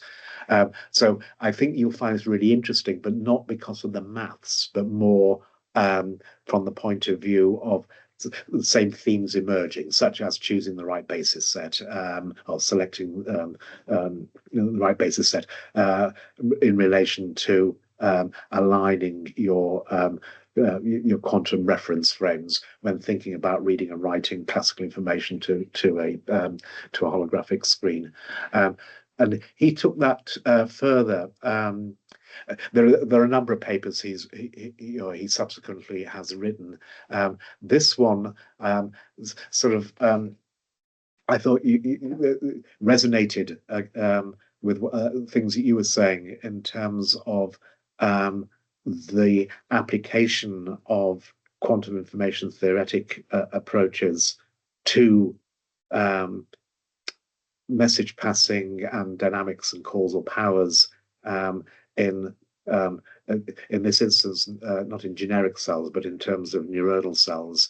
And what he was able to do here is link category theoretic formulations of the quantum formulation of the free energy principle to TensorFlow networks, if I remember correctly, which may be one way in which you might want to think about implementing your quantum formulation. But I repeat, this is one example of how you might take this kind of technology forward. But the way in which Chris has done it is to say it could be done, whereas I think you're in a position to actually show how it could be done. So that's the free energy principle induces neuromorphic development, and he's written a number of other papers looking at various aspects that may be of interest to you. So yeah, we've done that one, and that's just an example of where that story goes. Have you read this monograph, my monograph?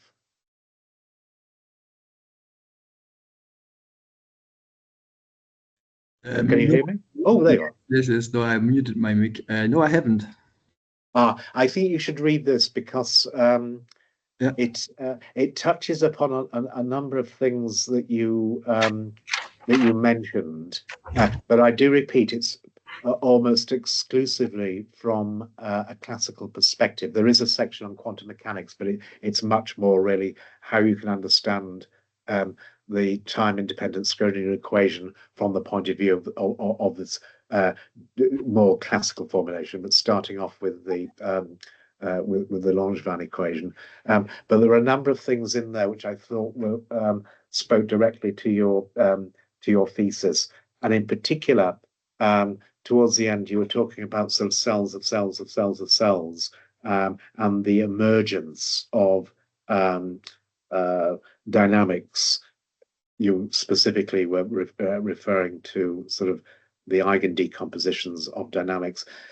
This is where this particular introduction, it's a very long monograph, very dense, but it has certain bits of it which I think would be quite useful from your point of view in terms of joining the dots. And one thing which certainly struck me is that in setting up, in basically establishing the classical frame to actually now move on to introducing the free energy principle in and of itself, first of all, you have to actually set up the dynamics of systems where you are allowed to talk about states and states of particles and particles that are constituted by states. And the way you get there in this formulation is by application of the renormalization or the apparatus of the renormalization group to take the eigenmodes of your blanket states and then recursively take a Markov blanket partition of the usually linear mixtures of eigenmodes to get a scale-free version of this, where you get emergence of macroscopic dynamics. So it foregrounds the importance of the eigenmodes, but in this instance, these were specifically the eigenmodes of the blanket states because of course you don't need anything else in virtue of the conditional independence condition induced by by definition by the Markov blanket. So in terms of motivating a kernel PCA or an eigen decomposition or an eigenmode perspective on how you might actually deploy these kinds of dynamics, I thought that it would be useful to refer to this from in the sense that from the classical perspective, there is no other.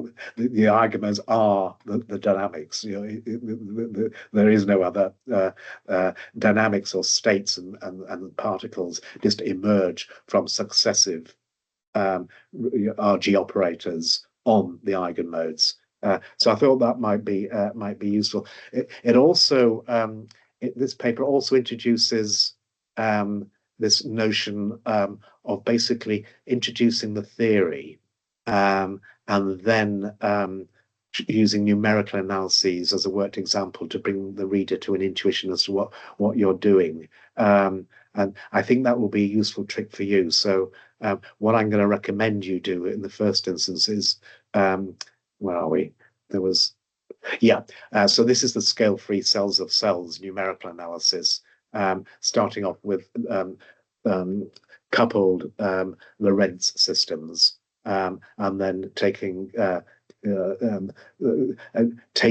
Lorentz, coupled Lorentz systems, and then successively applying the RG operators to get out the emergent dynamics, then tracking them in terms of another thing which this paper has an emphasis on, which is the notion of a synchronization manifold.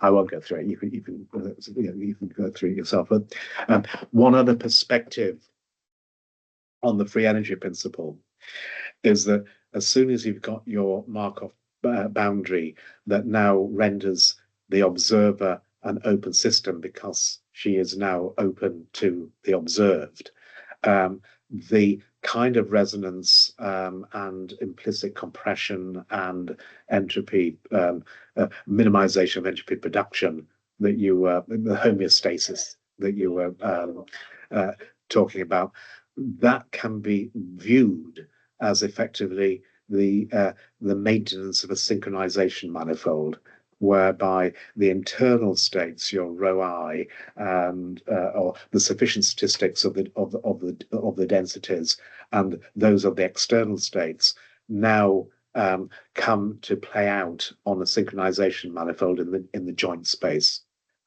which is a space filling but very low measure statistical manifold. And just because you're confined to that synchronization manifold means that you necessarily have resonance. It can't be any other way. So remember, you have to have this itinerancy due to the non-dissipative dynamics to be out of equilibrium or to be open.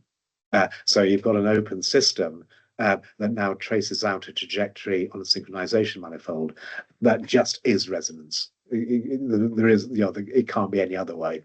So I think this paper just briefly goes into the various flavors of generalized synchrony. You referred to Huygens'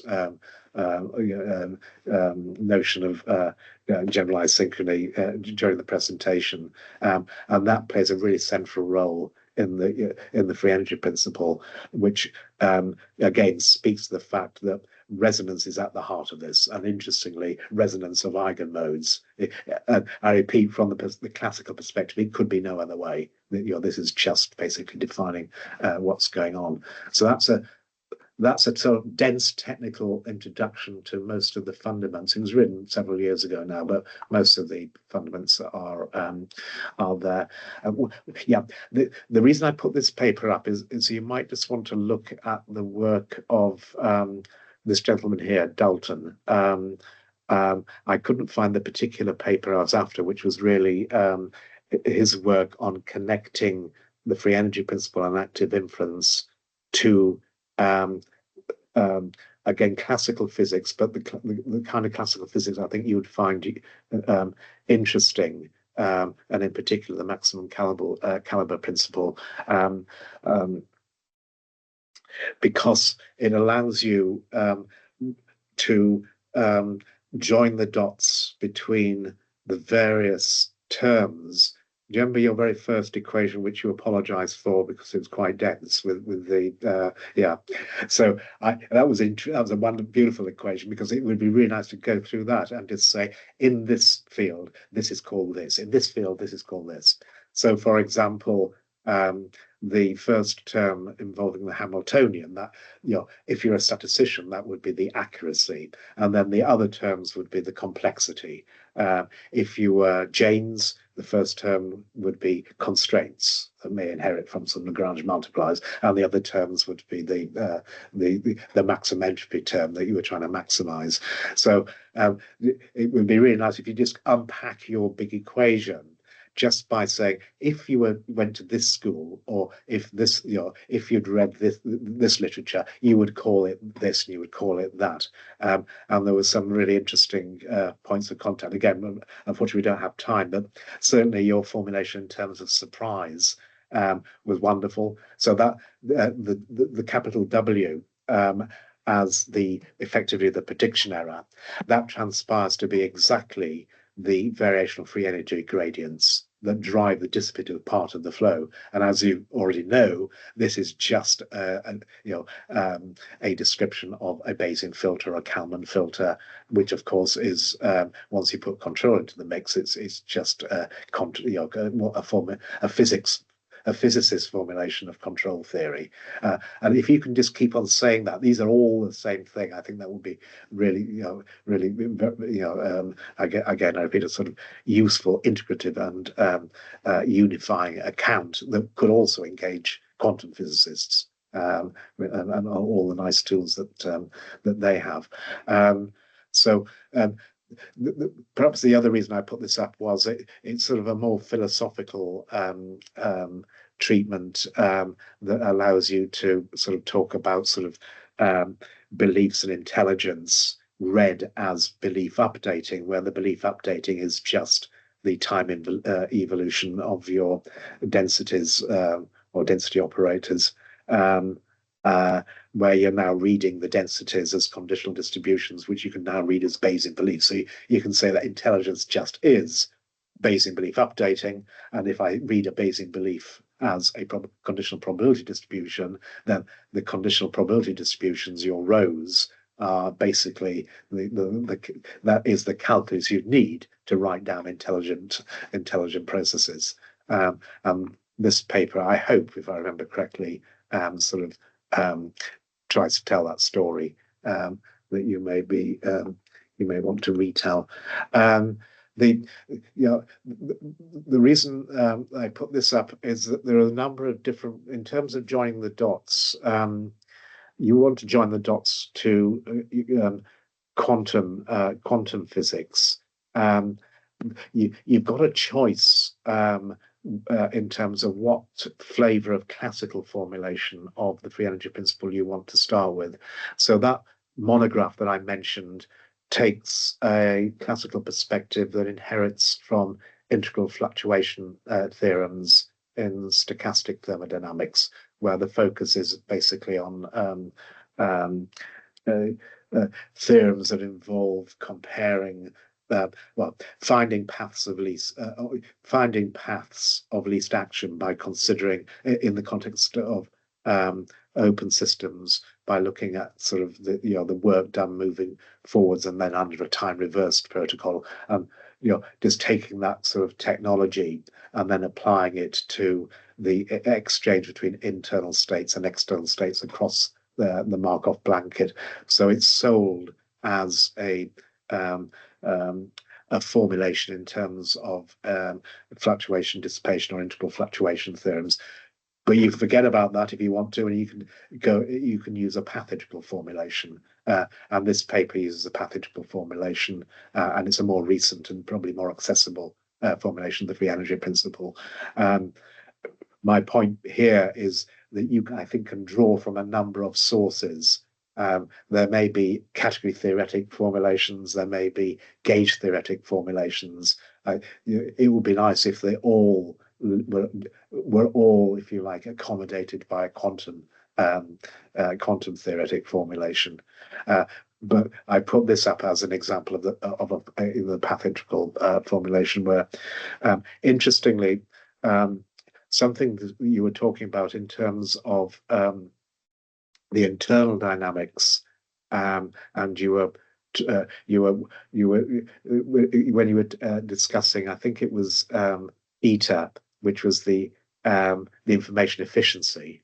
Then it is interesting that the kind of biotic self-organization that you would associate with intelligent, or well, a Mike Levin kind of basal intelligence, only emerges when classically the random fluctuations on the internal dynamics and on the blanket are very, very small, which means you are looking thermodynamically at quite cool. Well, no, they're not cool in the sense of they have to have an itinerancy, but you're looking at the emergence of this the resonance and generalized synchrony that you're aspiring to, in the limiting case that the internal dynamics now pursue paths of least action. So they're not they are the random fluctuations around the paths are so small that the actual dynamics of the internal states actually now become paths of least action.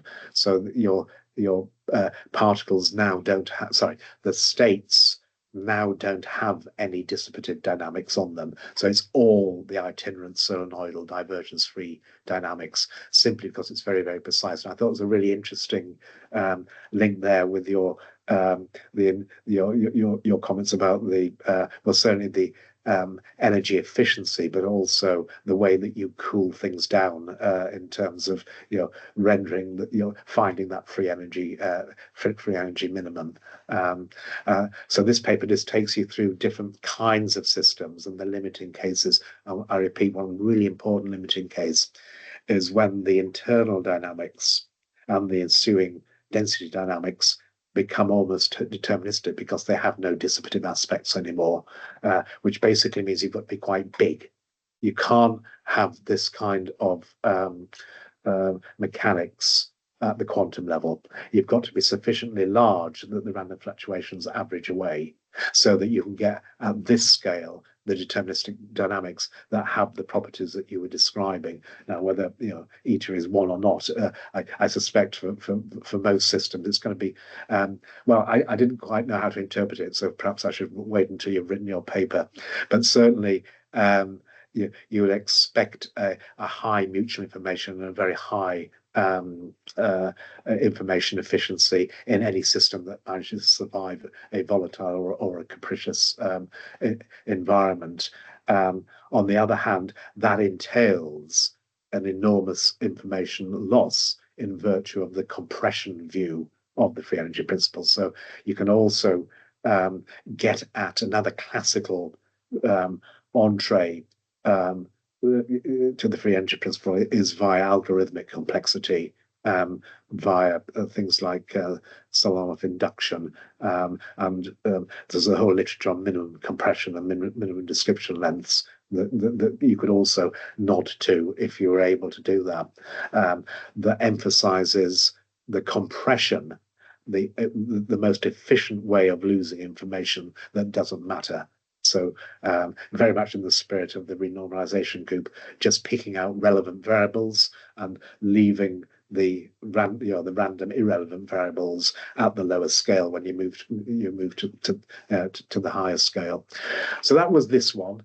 What we got next? Oh, yeah, and then more playfully, the notion of generalized synchrony does play an enormous role in sort of more sort of natural science applications of these dynamics. So the generalized synchrony, the resonance that you were talking about, has been studied at a number of different levels as an emergent property of these free energy minimizing systems in terms of communication. So in this particular example, we were using numerical analyses to establish the synchronization manifold caused by two birds singing to each other. So they're both trying to predict each other in the sense of a Kalman filter or a Kalman smoother, which I think you refer to in terms of retrodiction. So in statistics, the prediction would be a filter, and the retrodiction would be a smoother. So you're going back in time. But if you put two active Kalman filters talking to each other, but trying to minimize their free energy, what emerges is a synchronization manifold, which then supports the generalized synchronization of chaos or generalized synchrony. And notice there's chaos is in the mix because that's part of the non-dissipative flow, the itinerancy you get from the nonlinearities. So you can also talk about synchronization of chaos as being synonymous with the sort of resonance that you're looking at. So that's an example. As I say, but more for fun than for numerical analyses. But certainly would have impact in cognitive neuroscience and communication and possibly linguistics. And the more mathematical version of that is, again, this is more classical, but it may or may not be interesting for you. But once you've got the classical dynamics in play, pursuing these paths of least action of an itinerant sort on the synchronization manifold, you can now look at the Lyapunov exponents by just taking the eigenvalues of the Jacobian and start to talk about dynamical stability and critical slowing and self-organized criticality. That is part and parcel of this resonating across the Markov blanket when exposed to sensory inputs. And this paper written with Gustavo Decker, Michael Bregspear, just takes you through some of the basic arguments that underwrites, again, this classical dynamical systems perspective on the synchronization or the resonance. I put this paper up because why did I do that? Mortal computation. Yeah, it's just that perhaps part of your discussion, but also the presentation in terms of the importance of electrical fields and self-organization, and what would it look like? What would the substrate be? Where is the generative model? In a sense, you can turn that on its head and say, well, look, all life at some level is intelligent. Is that intelligence in the software? Is it in the computation? Or is the computation in and of itself part of the substrate and the dynamics and the whatever the internal states are, whether they're electrical fields or whether they are stuff in your parlance? And this paper just written. I was just a passenger on this paper. This paper's written by Alexander, but it's a nice survey of mortality. I noticed that you had cleverly inserted vulnerability as part of a prerequisite for interesting self-organization in one of the slides. The corresponding story here is being mortal. So mortal computation can be read in a number of different ways. It can be read in terms of intelligent computation that is substrate dependent. It is in the physics and the biophysics of the internal states. You can't abstract away some software and run it on another machine. That would be immortal computation. But if you're immortal, there's no reason to avoid dying. So you're not vulnerable. So I thought there was a nice little paragraph you could write, just linking the importance of. I have no idea what you mean by vulnerable, but certainly if it can be framed in terms of eluding immortality, which means gives you a meaning to staying alive, then that's a nice segue into the literature on mortal computation, a phrase invented by Geoffrey Hinton to denote this sort of distinction between mortal software and mortal software. You mentioned Boltzmann machines. I assume that you read the foundational literature in this area.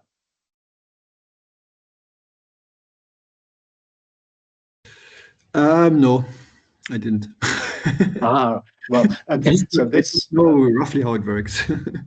right. Well, I go back to this because you may find some stuff here, which which was either visionary or, when reinterpreted in hindsight, has a lot to, lends a lot of power to your arguments. And I say that because I've just come back from Vancouver, and there was a small movement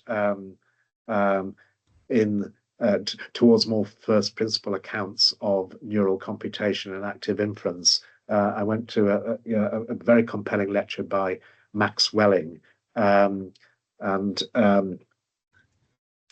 he was just rehearsing the history of machine learning and where it is at the moment, from the point of view of physics. He did touch a little bit on quantum physics, but he was more interested in sort of maximum entropy and the free energy principle, the more classical formulations of it. But part of that presentation, he also went right back to the very first the very first moves in machine learning that now you could say were pursued by people working in active inference and the free energy principle itself. And I sort of mentioned that because you were talking about constraints quite a lot, and being able to put constraints into your computation. So using sort of Maxwell formulation or using kernel PCA like for formulations, and of course putting satisfying the right kind of constraints in Boltzmann machines was exactly the premise that underwrote the original work by Geoffrey Hinton. He still got distracted by deep learning and engineering, but certainly the original vision in the 1980s, I think. And Terry Sinofsky, who is now and still the president of NeurIPS, which is the sort of neural information processing conference that I referred to. They were thinking along these lines in the 1980s, and one could argue that this was the genesis of the work that led to Jeff getting the Nobel Prize a few months ago. So I have to confess I haven't read this, or if I haven't read it for about 20 years. But I think you should read it because you may find little nuggets in there that have now re-emerged as cornerstones of 21st century formulations. This is an example I put up because in terms of numerical applications, so this is after your theoretical papers. Now you're demonstrating the utility of it. One way of demonstrating utility is to apply it to time series analysis. And this is my favorite example. Again, it's very dense, and I just wrote it very self-indulgently just to showcase the application of the renormalization group to the eigenmodes of the Markov blankets in a scale-free fashion to now characterize the resonance or the generalized synchrony between different little parcels of the brain.